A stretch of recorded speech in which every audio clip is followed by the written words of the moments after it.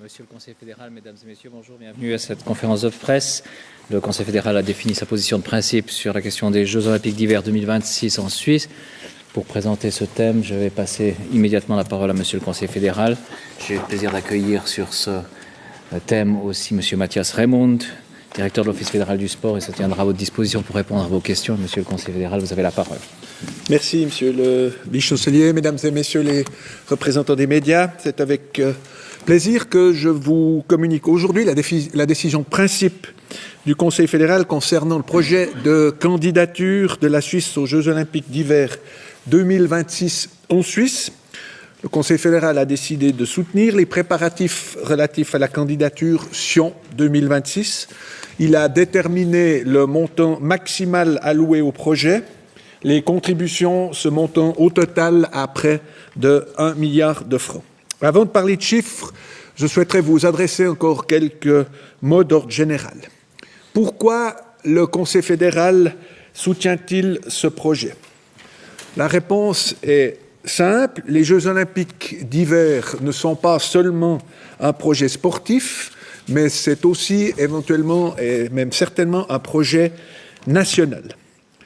Premièrement aussi, ces Jeux sont une véritable opportunité, une véritable chance pour notre pays, pour le développement du sport, ça c'est le premier point, pour le développement de l'économie et pour la société en général.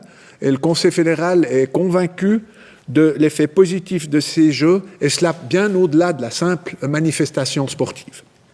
Deuxièmement, on ne peut pas taxer ou caractériser ce projet ou l'accuser de gigantisme comme ça a pu être redouté durant quelque temps. Troisièmement, la candidature de la Suisse obéit au principe de la durabilité. Cela signifie notamment que le projet tire profit principalement des infrastructures qui existent aujourd'hui déjà et qu'il y aura donc peu de sites olympiques à construire ou à bâtir. Les Jeux vont se dérouler de manière décentralisée, c'est-à-dire que vous aurez des sites dans plusieurs cantons et il est prévu d'effectuer la plupart des déplacements par le biais des transports publics. Quatrièmement, le Comité international olympique et son agenda 2020 vont dans le même sens que la candidature suisse. Les Jeux doivent être plus modestes, doivent être plus raisonnables, doivent être plus respectueux de la nature. En un mot, finalement, ils doivent être durables. Mais bien entendu, il manque un qualificatif ici, ils doivent aussi être finançables. Avec cette candidature, nous proposons au Comité international olympique des Jeux qu'on peut qualifier dans l'air du temps. Venons-en maintenant aux bases sur lesquelles et aux critères sur lesquels le Conseil fédéral s'est basé pour prendre sa décision. Le point de départ, pour mémoire, c'est la demande déposée par Suisse Olympique au début du mois d'août de cette année. Depuis, Suisse Olympique et Sion 2026 ont procédé à de très nombreuses clarifications concernant la faisabilité technique du dossier et le financement possible du projet. Le résultat obtenu incite le Conseil fédéral à appuyer cette candidature. Les documents de base ainsi que ceux relatifs à la faisabilité technique et au financement possible de ces Jeux sont non seulement bien étoffés, mais aussi très détaillés.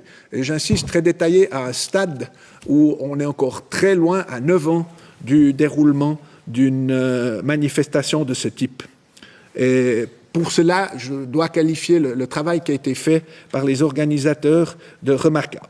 C'est aussi la conclusion du groupe de travail interdépartemental et des experts indépendants de PricewaterhouseCoopers qui ont passé en revue les documents établis et les calculs effectués pour deuxième avis, et ils sont d'avis que tout cela est plausible. Ils ont fait naturellement quelques adaptations.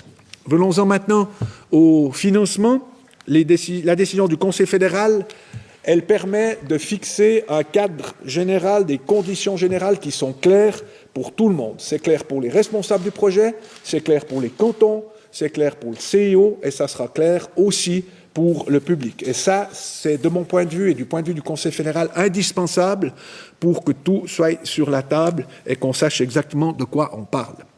Ces conditions générales, elles prennent la forme d'une offre ferme faite au comité de candidature, faite au canton hôte et au comité international olympique. Eux aussi contribuent au succès d'un tel projet et doivent orienter leur travail maintenant en fonction de ces conditions générales. Cela signifie que le Conseil fédéral a à la fois des attentes très claires et élevées vis-à-vis de tous les acteurs impliqués dans la réussite du projet. Je vous décris ces conditions. Donc la participation maximale de la Confédération se monte, selon les calculs actuels, à près d'1 milliard de francs suisses, 995 millions exactement. Chaque position est plafonnée, définie extrêmement clairement, à part l'aspect sécurité, nous y reviendrons. Le budget comprend une garantie de déficit limitée vis-à-vis du CIO.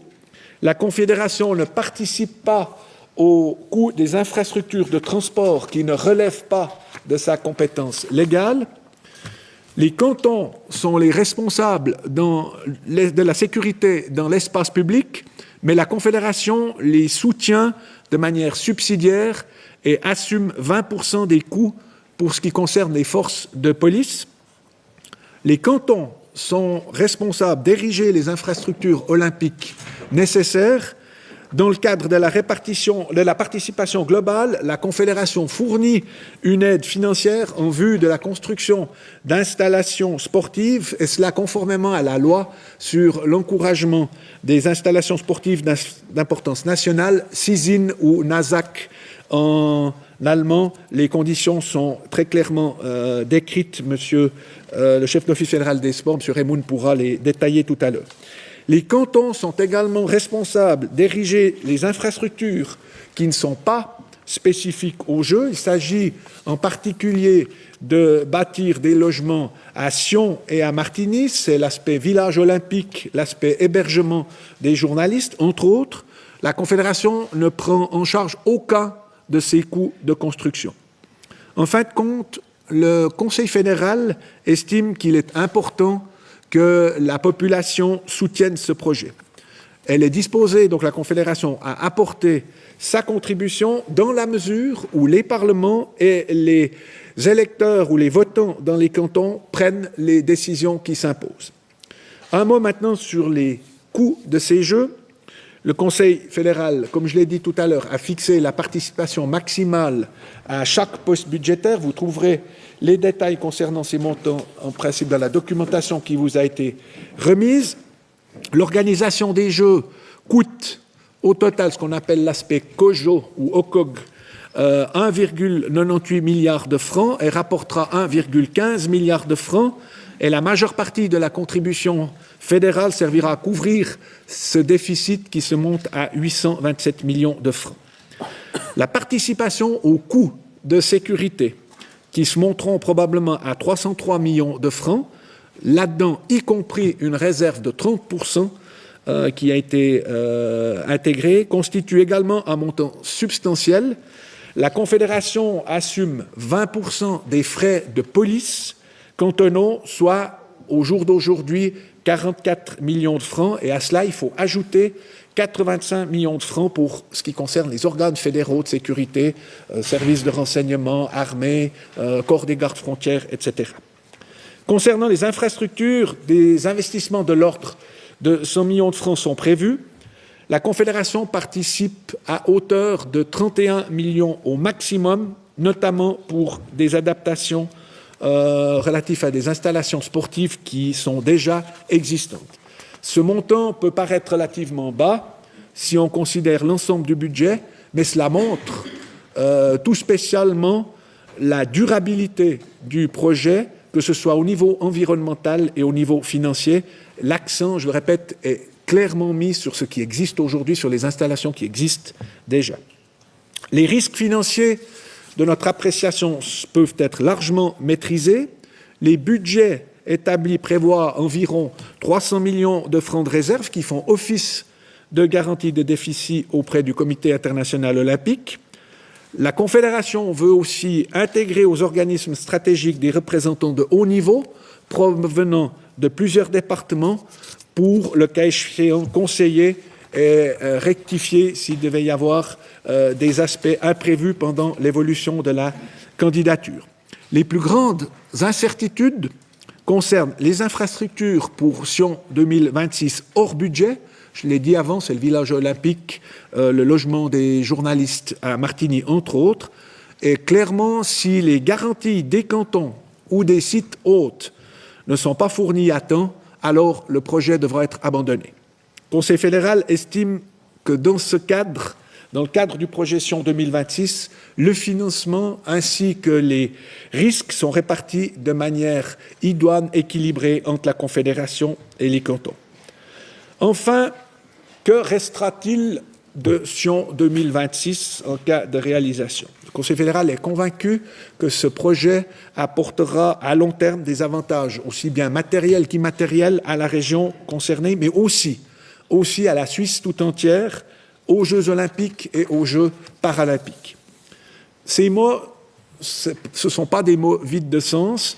Il est prévu de créer une fondation qui sera financée par le biais du budget de réalisation et cette fondation pourra accorder de manière extrêmement ciblée des contributions au projet et à des mesures susceptibles d'être profitables à la Suisse bien au-delà de la durée des Jeux. Et les points forts de ces projets et différentes mesures devront correspondre sur le long terme aux intérêts stratégiques de développement de la Confédération. Je pense ici à des domaines comme l'énergie, à des domaines comme l'agriculture de montagne, le tourisme, la santé, la communication, la formation et bien d'autres encore.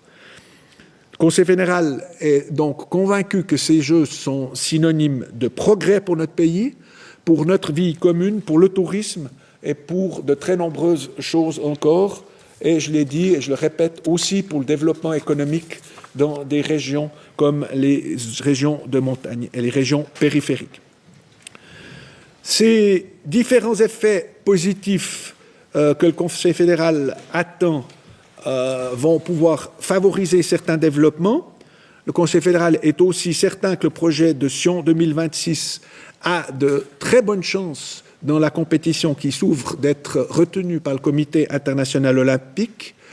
Il se réjouit de poursuivre les travaux en ce sens et dans un premier temps, il s'agira d'ici la fin de cette année déjà d'élaborer un projet qui va être mis en consultation, de préparer ensuite le message.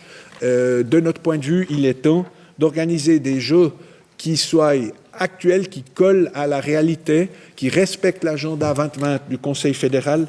Et c'est dans ce sens-là, avec tous ces arguments, que le Conseil fédéral a pris sa décision aujourd'hui. Voilà, mesdames et messieurs, je suis à disposition pour des questions, ainsi que M. Raymond, s'il y a des aspects plus techniques. Merci, Monsieur le Conseiller fédéral. Nous passons aux questions. Madame Imzand. Oui, est-ce que j'ai bien compris qu'un vote est obligatoire dans les cantons qui sont concernés?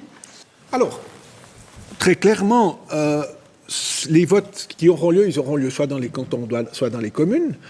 Les droits populaires existent, ils sont là pour être appliqués. Si je prends le cas du Valais et qu'il devait y avoir un projet soumis à référendum, je n'ai pas en tête toute la législation valaisanne, et que le référendum est pris est saisi par des opposants à ce projet, il y aura un vote. Et naturellement, si je prends le cas que j'ai évoqué tout à l'heure, des logements à Sion, et puis qu'il devait y avoir un refus, soit du canton, soit du Parlement, soit éventuellement du peuple, s'il y a un référendum qui est organisé et puis qui devait voir une victoire des opposants, là, c'est un des points qui nécessiterait l'abandon du projet. Monsieur Bugnon. Deux questions. La première concernant les frais de sécurité. Pour l'Euro 2008, les cantons s'étaient mis d'accord pour mettre à disposition gratuitement leurs forces de police. Sauf erreur de ma part, il n'y a pas de décision qui a été prise à ce stade pour les Jeux 2026. Si une telle décision devait être prise, est-ce que ça veut dire que la contribution fédérale de 20% de ces coûts ne serait plus d'actualité? Ça, c'est la première question. Et la deuxième question, c'est concernant la représentation des instances fédérales dans le comité Sion 2026. Vous dites, voilà, vous espérez que plusieurs personnes dans plusieurs départements puissent intégrer ce comité. Vous pensez à qui, par exemple? Alors, pour la première question, Monsieur Bugnon, comment est-ce qu'il faut dire ça? La clé de répartition est valable, elle reste valable, c'est 20%. Après, Vous confondez les coûts globaux qui ont été estimés, on fait la clé de répartition, mais naturellement après, les cantons, entre ICAPOL, engagement du Concordat, qu'est-ce qu'ils vont décider entre eux? Est-ce qu'ils vont facturer leurs prestations au canton hôte? Est-ce qu'ils vont trouver un accord? Ça, c'est de la discussion cantonale. Mais le cadre, pour nous, il y a des coûts de sécurité. Nous partageons 20% de la clé de répartition, c'est 20% des coûts des polices qui seront engagées, donc ce qui est de la compétence des cantons. Maintenant, il faut encore voir qu'il y a tout l'aspect, les 85 millions dont j'ai parlé, qui sont plafonnés, c'est ce qui concerne les aspects fédéraux, ça c'est la Confédération, naturellement, qui prend ça à 100%. Pour la deuxième partie, si vous pouvez juste me rappeler la question. La question de la représentation des instances fédérales, est-ce que vous pensez à des personnes en particulier dans l'administration qui pourraient intégrer le comité Sion 2026 ? Alors, il y a tout un aspect qui doit être réglé rapidement pour figurer aussi dans le message pour la consultation. C'est quelle forme, par exemple, c'est des aspects juridiques, quelle forme prendra l'association une fois qu'elle devra travailler pour la suite. Il y a actuellement un certain nombre de personnes qui travaillent pour la candidature. Je rappelle que le contrôle fédéral des finances avait demandé, suite à Expo 02, que dans des grands événements de ce type, la Confédération soit représentée, et c'est ça que nous allons clarifier tout prochainement. Je ne peux pas vous dire aujourd'hui, je ne peux pas vous donner un nom, mais très vite, je vais aller aussi devant le Conseil fédéral pour dire là, la Confédération veut être représentée de telle ou telle façon, c'est quelque chose qui va se discuter. Il y aura quelqu'un qui aura un mandat et des missions extrêmement claires pour représenter le Conseil fédéral à ce niveau, par exemple. Oui, Madame Balz. Zwei Fragen. Die eine zu der Abstimmung in den Kantonen. Sie schreiben, bei einem Nein in einem Kanton könnten alternative Austragungsorte geprüft werden. Betrifft das jeden Kanton? Also wenn das Wallis Nein sagt, findet es in den anderen statt oder ist das nur bei Bern der Fall? Oder? Und die zweite Frage wäre die Defizitgarantie. Bei den Spielen im Kanton Graubünden hieß es damals ja, das IOC verlange eine unbegrenzte. Und diesmal wollen Sie das offensichtlich begrenzen. Was geschieht denn, wenn das Defizit diese Milliarde übersteigt oder wer zahlt dann? Oui. Merci. Concernant le vote, il peut y avoir un vote, mais peut-être M. Raymond pour des alternatives pourra vous en parler. Il peut y avoir un vote sur une installation précise qui ne veut pas être faite à tel ou tel endroit. Là, il y a des solutions alternatives. Le vote Sion est la ville haute, le canton du Valais, le canton haute. Si dans cette zone-là où doit figurer les infrastructures de base des Jeux Olympiques, il y avait un refus, c'est clair qu'il n'y a pas de solution de repli. Ça sera retrait de la candidature, on ne peut pas continuer. Concernant la limitation du déficit, la comparaison avec le canton des Grisons et puis le Comité international olympique qui demandait des garanties illimitées. Alors, d'une part, d'après mes informations, Los Angeles a obtenu quelque chose de limité comme garantie. Et puis, d'autre part, c'est la décision du Conseil fédéral. Le Conseil fédéral offre, je l'ai dit, c'est une offre pour organiser les Jeux avec des postes bien définis, qui ont été longuement étudiés, avec un maximum de déficit, avec une réserve qui sert office de garantie limitée de déficit. Les règles du jeu sont fixées clairement vis-à-vis des cantons, vis-à-vis du Comité international olympique et surtout vis-à-vis du public. Peut-être sur Raymond, sur des solutions éventuelles de repli. Ja, also wenn das Wallis Nein sagen würde, wäre klar, wäre das ein Rückzug. Beim Kanton Freiburg mit dem Eishockeystadion könnte man sicher Alternativen finden, könnte man Genf denken beispielsweise. Bei Kanton Bern mit zwei Eishockeystadien und der Sprungschanze in Kandersteg müsste man nach Alternativen suchen und schauen. Je nachdem würden sich die ergeben, wären natürlich schwieriger als beispielsweise in Freiburg. Also man müsste das dann von Fall zu Fall schauen. Wir haben mehr gesehen im Projekt wo Alternativen gesucht wurden oder gesucht werden, beispielsweise für eine provisorische Großschanze in Kandersteg, wo es eine mögliche Alternative in Obwalden, also in Engelberg, geben würde, wo ja regelmäßig ein Weltcup-Springen auf einer Großschanze durchgeführt wird. Das ist eine echte, oder wäre eine echte Alternative, wenn diese mobile Großschanze nicht zu stehen käme. Das Gleiche gilt für weitere Möglichkeiten. Also wir haben sehr viele Stationen, auch im Kanton Wallis natürlich, die gute Möglichkeiten geben, die auch je nach Sportart auch Weltcup erprobt sind, um diese Wettkämpfe auch durchzuführen. Prochaine question, Monsieur Mayer. Herr Bundesrat, auch zwei Fragen. Zum einen der Kostenbeitrag der Kantone. Aus den Unterlagen wird mir nicht ganz klar, welche Kosten die Kantone zugesagt haben zu tragen. Also sicher ein Teil der Sicherheitskosten, aber wenn ja der Bund das ganze Defizit trägt, wo ist der Beitrag der Kantone? Das ist mir nicht ganz klar geworden. Und dann bei der Bundesvorlage, die dann im Dezember entstehen soll, die Vernehmlassungsvorlage, welche Art Beschluss möchten Sie dem Parlament vorlegen? Referendumsfähig, ja oder nein? Alors, je réponds d'abord à la deuxième question. Le référendum financier, au risque de me répéter, puisqu'on me pose souvent la question, n'existe toujours pas dans notre ordre juridique, donc en principe, il n'y a pas de vote sur le plan fédéral. Ça serait d'ailleurs pas clair. Imaginez qu'il y ait un vote positif d'une manière générale sur le plan suisse, puis qu'après, quand un canton dise non, ça poserait des problèmes. Les votes, clairement, doivent avoir lieu sur les objets dans les cantons. Encore, dans certains cantons, il y a des aspects financiers. Certains cantons connaissent le référendum financier à partir d'un certain niveau, d'autres pas. Ça, c'est chaque canton qui, de ce côté-là, va se prononcer.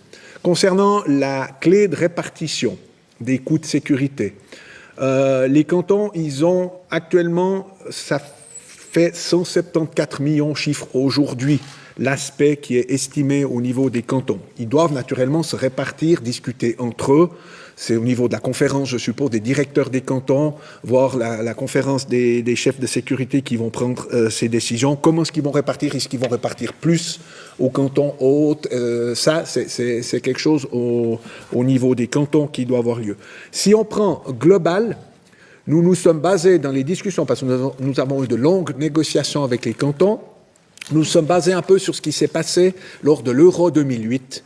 À l'Euro 2008, il y avait une répartition, grosso modo, de 40 et quelques % de mémoire, Monsieur Raymond, pour la Confédération, et puis le reste était à la charge des cantons, qui sont responsables, en principe, de la sécurité de notre ordre juridique. Et là, si on prend l'aspect global, on s'aperçoit qu'on n'est pas très loin de cette clé. On est à 43,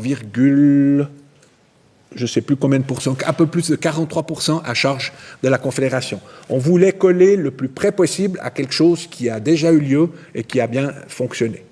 Voilà ce qu'on peut dire aujourd'hui.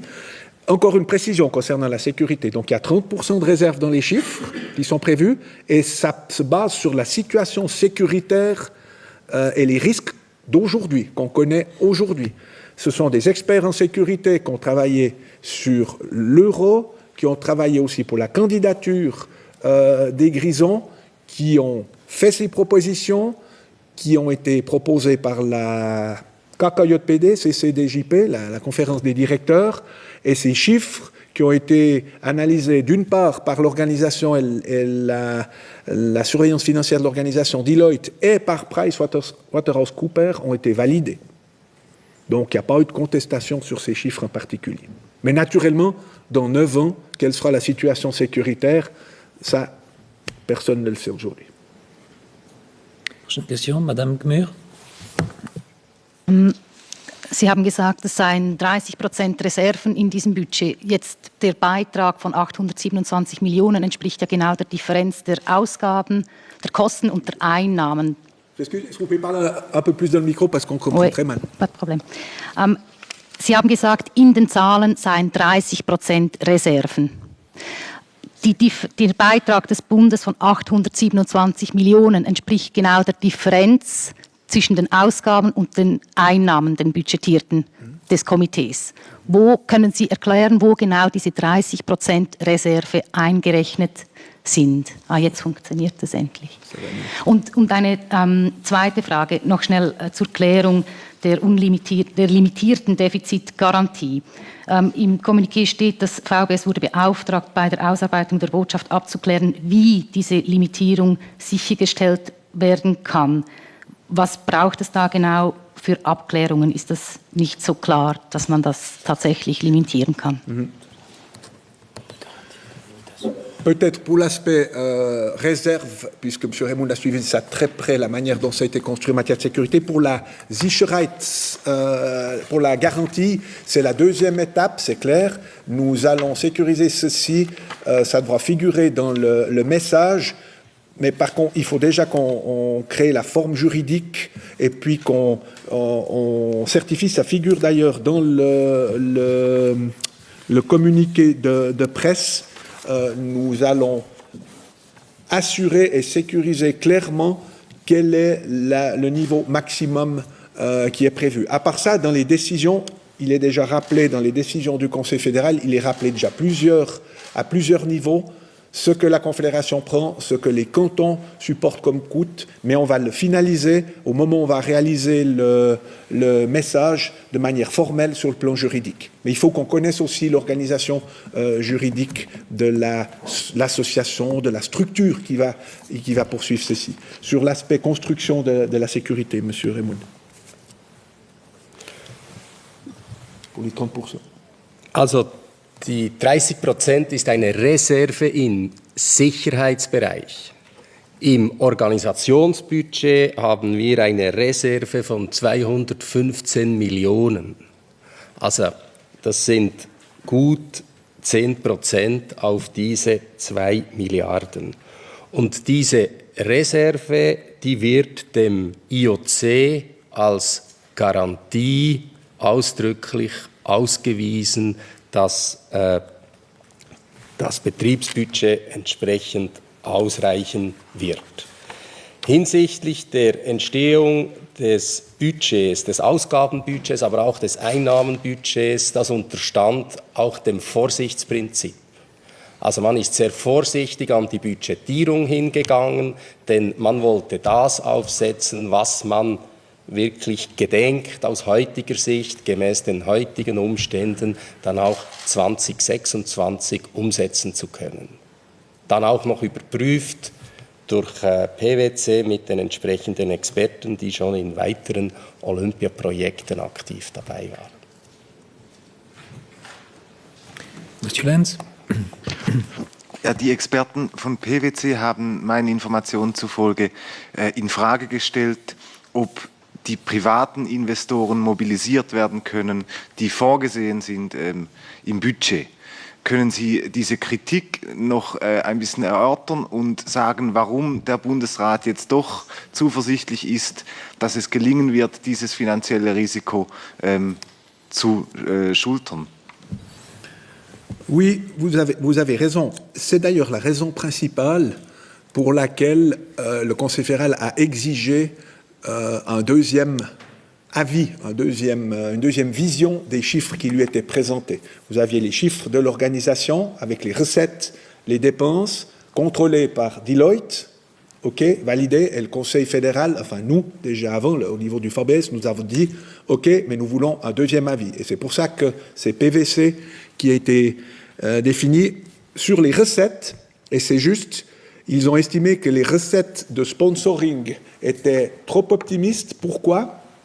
Parce qu'ils estiment que la Suisse, ça ne veut pas dire qu'on n'arriverait pas, mais ils estimaient qu'il fallait prudemment budgéter beaucoup plus bas, parce que la Suisse, ce n'est pas les États-Unis, ce n'est pas un grand pays qui attire, j'allais dire, comme les mouches sur le miel, les sponsors. Il faut du travail pour convaincre les gens. Et je crois que c'est, comme M. Raymond l'a dit tout à l'heure, comme pour la sécurité, le principe de prudence qui a prévalu. D'un autre côté, au niveau des dépenses, il y a aussi eu des corrections, parfois dans le sens où il fallait être plus prudent, mais aussi dans le sens où ils estimaient que les prévisions avaient été trop pessimistes. Par exemple, au niveau des technologies, ils ont estimé que les prévisions étaient beaucoup trop pessimistes dans le budget. Ils ont corrigé vers le haut. Et c'est ce qui a fait cette différence. Et je dois vous dire que, personnellement, et le Conseil fédéral aussi, nous sommes très satisfaits du fait d'avoir demandé ce deuxième avis. Parce qu'il y a des points, comme la sécurité par exemple, à tous les niveaux, il n'y a pas eu de contestation des chiffres en matière de sécurité, aussi bien de Deloitte que de PwC. Et ça donne une sécurité supplémentaire. Maintenant, j'allais dire, maintenant le travail pas se poursuit, mais il commence vraiment maintenant pour entrer encore plus dans les détails. On a abordé le cas, vous avez parlé, Madame Gmür, de l'aspect juridique, l'aspect durabilité, héritage. Ça, c'est du travail qui va nous occuper très fortement. Quand je dis nous, les gens du comité d'organisation, les cantons, et il faudra assurer le suivi parce que le calendrier est extrêmement serré. Et si on veut un message qui emporte l'adhésion du Parlement, il faudra qu'on mette encore davantage de précision sur des points comme ceci. Madame Bella. Oui, Monsieur le conseiller fédéral, vous parlez de clarté pour la population.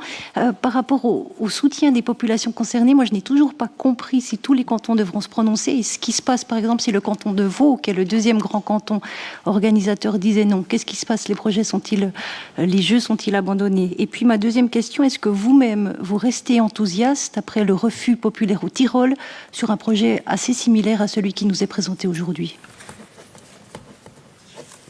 Alors, pour ce qui concerne les référendums, je sais pas aujourd'hui si tous les cantons où il y a l'organisation vont se prononcer par référendum. Je ne connais pas l'ordre législatif, par exemple, pour ce qui concerne le référendum financier. Certains connaissent le référendum financier à un certain niveau, certains pas. Ça, c'est la discussion qui aura lieu dans les cantons. Ce qui m'importe, par contre, et ce qui importe le Conseil fédéral, c'est qu'ils connaissent clairement à quel niveau et quelles sont les attentes du Conseil fédéral, qu'est-ce qui a été négocié avec les cantons. Je répète qu'on a eu 5-6 rencontres, en tout cas avec les cantons, dans un laps de temps extrêmement court pour arriver à ces accords. Donc, peut-être qu'il y aura d'autres cantons qui vont se prononcer, peut-être pas nécessairement. Ça dépend tout sur quoi ça porte et quel est l'engagement financier qui est en jeu.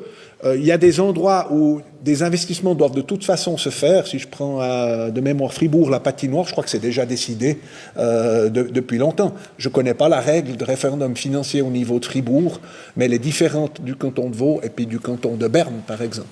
Pour ce qui est du Tyrol, c'est difficile de donner une appréciation politique pourquoi ça a été non dans le Tyrol. On peut avoir différentes interprétations.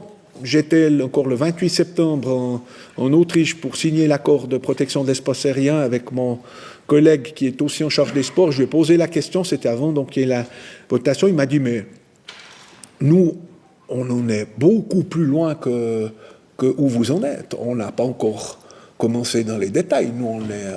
Est-ce qu'on va organiser ces jeux dans un cadre qui n'a pas encore été dans un budget aussi détaillé que celui-là? Ça peut être quelque chose qui a inquiété les gens parce que précisément, ils n'avaient pas tout clairement sur la table. Ce qui peut s'être passé aussi, c'est que vous avez vu que la région d'Innsbruck a voté majoritairement non. Ça peut très bien avoir eu pour cause que Innsbruck a déjà organisé 2 fois les Jeux Olympiques, encore les Jeux Olympiques de la jeunesse. Les infrastructures sont là, sont à jour. Est-ce qu'ils avaient un besoin supplémentaire ou une envie supplémentaire d'organiser des Jeux? Peut-être que poser la question, c'est y répondre. Puisqu'on voit que, par exemple, des stations qui étaient prévues dans le projet, elles ont voté en faveur du projet. Donc, c'est extrêmement difficile de donner une appréciation, de savoir quelle est l'analyse fondamentale qui fait qu'un peu plus, sauf erreur de 53%, des citoyens se sont prononcés contre. Mais ce que je peux dire avec certitude, c'est que leur projet était beaucoup moins élaboré sur le plan financier et beaucoup moins en avance, détaillé, que celui qui actuellement est sur la table. D'ailleurs, vous avez vu le paquet que ça représente. Prochaine question sur ce sujet, M. Lenz. Ja, der Bundesrat hat in den letzten Jahren Jahr für Jahr Sparpakete geschnürt. Es kommen neue auf den Bund zu. Wie kann sich die Eidgenossenschaft es sich leisten, 1 Milliarde aufzuwerfen für ein Fest, das 2 Wochen dauert? Verliert sie da nicht ihre finanzpolitische, oder verliert der Bundesrat da nicht auch seine finanzpolitische Glaubwürdigkeit? C'est une question tout à fait légitime. Le Conseil fédéral et l'administration fédérale des finances planifient différents projets sur la durée, que ce soit des projets comme celui-là, qui est un projet porteur, de mon point de vue, pour la Suisse, pas seulement pour l'aspect sportif, je l'ai dit, pour d'autres choses, mais le Conseil fédéral actualise aussi régulièrement sa planification financière. Il suffit de voir les votes populaires de ces derniers temps. L'AVS s'était planifié, tout à coup, on se trouve avec des réserves imprévues. Est-ce qu'un projet comme la pénalisation du mariage se concrétisera, quelles seront les conséquences s'il se concrétise, quand il va se concrétiser? Il y a différents aspects. La réforme de l'imposition des entreprises a échoué une fois. Le Conseil fédéral va revenir certainement rapidement avec ce projet. Il y a des planifications, elles sont adaptées, ce projet s'intègre. Je rappelle que c'est en 2026. Les dépenses, ça ne va pas être 1 milliard aujourd'hui ni demain, ça va s'étaler sur un certain nombre d'années, et naturellement que le Conseil fédéral tient compte de ces différents aspects. Je suppose que vous pensez à d'autres projets à venir. Le Conseil fédéral en discutera le moment venu et prendra sa décision avec les moyens financiers qui sont à sa disposition, et je vous en parlerai lors d'une prochaine conférence de presse. Monsieur Sigan Lopez. Oui, je voulais juste savoir, vous avez dit que le travail commençait maintenant, donc ça va être beaucoup de travail, vous l'avez dit, pour le comité, pour les cantons, mais aussi pour votre département. Il va falloir rédiger un message, que le Parlement se prononce si possible avant que la population doive se prononcer. Je voulais juste savoir, Monsieur le Conseiller fédéral, est-ce que les JO 2026 deviennent une priorité ou l'une des priorités les plus importantes dans votre département?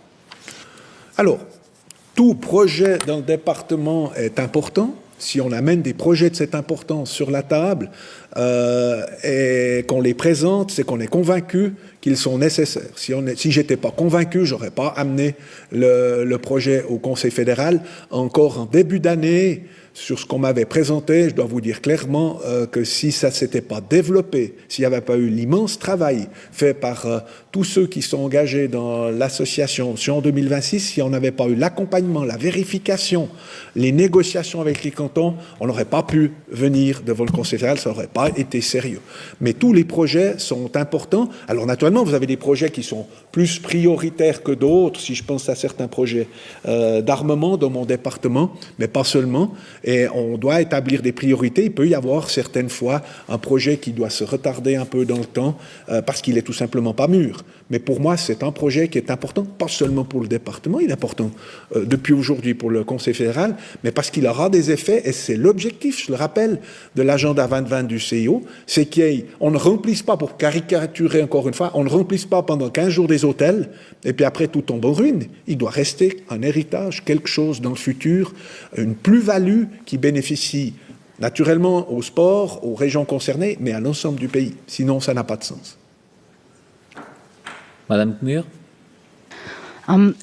Sie sprechen auch im Kommuniqué und haben das auch ausgeführt, dass die Olympischen Winterspiele eine große Chance auch für die Wirtschaft bedeuten. Studien haben gezeigt, dass der wirtschaftliche Effekt von solchen Großveranstaltungen in vielen Fällen negativ, gleich null oder vielleicht leicht positiv ist. Warum sollte das in diesem konkreten Fall anders sein, und könnten Sie diese wirtschaftlich positiven Effekte ein bisschen konkretisieren? Und noch eine Frage zur Frage meines Kollegen vorhin. Diese Milliarde wird nicht für etwas anderes ausgegeben werden können. Hat der Bundesrat konkret diskutiert, wo allenfalls Prioritäten anders setzen würde, diese Milliarde für die Olympischen Winterspiele zu ermöglichen? Pour la deuxième partie de votre question, le Conseil fédéral discute de tout, en long, en large, en travers, mais il y a certaines choses qui restent confidentielles, naturellement. Sur l'aspect économique, vous faites référence à quelle étude? À l'étude d'Oxford?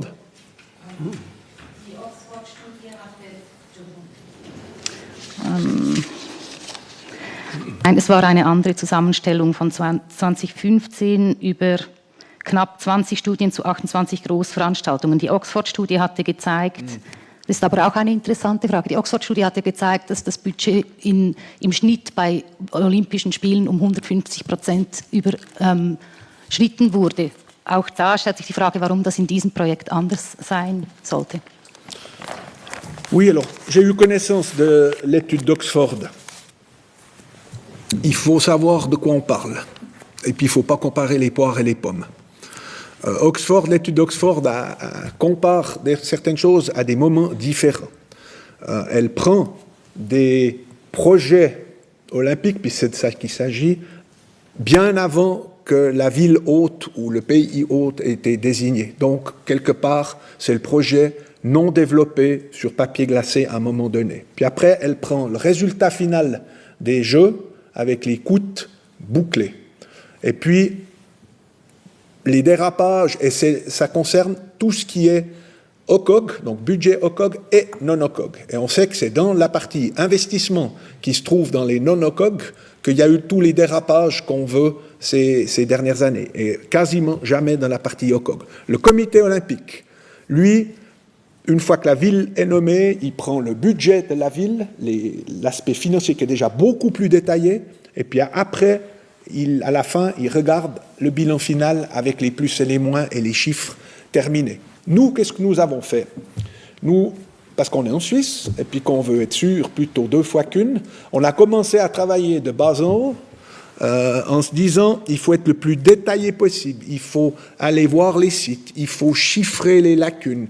On en est presque à chiffrer déjà le coût du siège où il y aura le spectateur qui sera assis. Donc on est déjà très détaillé avant qu'on soit déjà dans la phase où on a été désigné pays hôte, ville hôte ou canton hôte.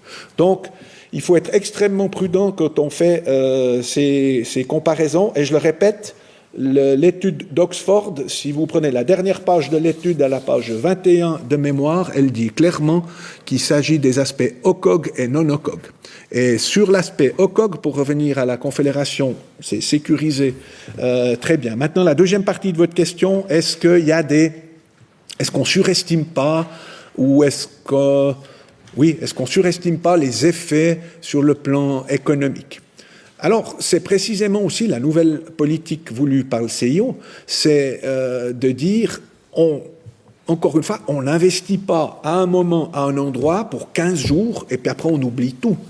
Et c'est ça qui doit guider, et que le Comité international olympique veut, et qui doit guider la réflexion pour la suite. Et les effets, si on prend de l'héritage, la partie qu'on appelle legacy en bon français, eh ben, il faudra travailler sur des projets et prouver que ces projets auront un effet bien au-delà sur le plan économique de la durée effective des Jeux, et puis qu'ils seront peut-être efficaces si on parle du tourisme à long terme. On parle beaucoup, j'entends souvent dire, oui, on parle que du tourisme d'hiver, mais il faudrait le tourisme toute l'année. Et ben voilà, c'est typiquement là où il faudra analyser comment ce qu'on peut faire pour que les gens qui viendraient par hypothèse aux Jeux, qui se dérouleront en hiver, reviennent en été, reviennent en automne, et pas seulement à Sion ou dans les environs, mais dans tout le pays.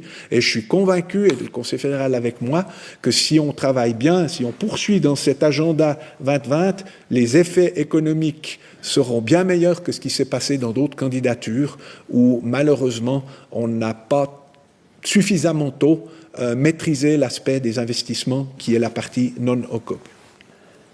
Merci. Y a-t-il une dernière question sur ce sujet? Monsieur Jubin. Excusez-moi, je reviens à la question procédurale. On a bien compris qu'il n'y a pas de référendum financier en Suisse, mais est-ce que vous excluez de prévoir une loi qui, elle, pourrait être soumise au référendum et qui pourrait non pas n'être que financière, mais qui pourrait inclure toute une série d'autres choses, ce qui permettrait potentiellement à la population suisse de voter? Ou est-ce que vous ne voulez pas qu'il y ait de vote populaire au niveau national? Non, je pense qu'il y a des règles qui existent aujourd'hui. Il faut les appliquer, sinon il faut changer les lois qui existent. Sinon, on fait de la gymnastique. On aura certainement l'occasion de reparler quand on parlera des avions de combat. Je crois que nous concluons ici. Je vous remercie toutes et tous et vous souhaite une excellente fin de journée.